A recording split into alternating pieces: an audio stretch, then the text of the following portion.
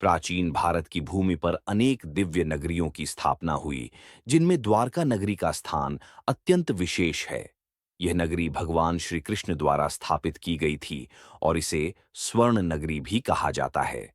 द्वारका का इतिहास धर्म, भक्ति, नीति और सांस्कृतिक वैभव का प्रतीक है।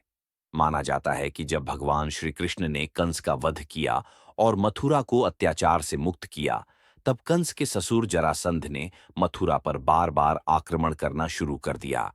श्री कृष्ण जानते थे कि मथुरा को बार-बार युद्ध के संकट से बचाने के लिए एक नई सुरक्षित नगरी की आवश्यकता है। तब उन्होंने समुद्र देव से प्रार्थना की और सौराष्ट्र क्षेत्र के पश्चिमी तट पर समुद्र ने उन्हें भूमि प्रदान की। भगवान विश्वकर्मा, जो देवताओं के शिल्पकार माने जाते हैं, ने श्री कृष्ण के आदेश से द्वारका नगरी का निर्माण किया। यह नगरी समुद्र के किनारे पर इतनी सुंदर और समृद्ध थी कि इसे देखने मात्र से लोगों को वैकुंठ का अनुभव होता। सोने, चांदी और रत्नों से सुसज्जित महल, चौड़ी सड़कें, बाग बगीचे और विशाल मंदिर, द्वारका भारतीय वास्तुकला का अनुपम उदाहरण था।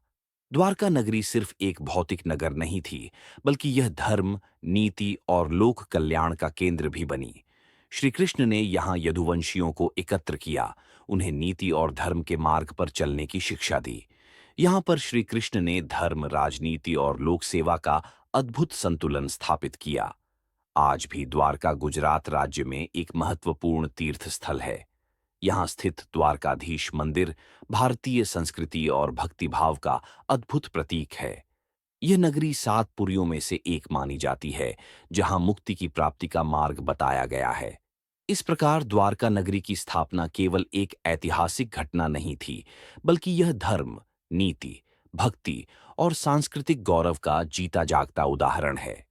श्री कृष्ण की दूरदर्शिता और दिव्यता से यह नगरी युगों युगों तक भारतीयों के हृदय में पूजनीय बनी रहेगी।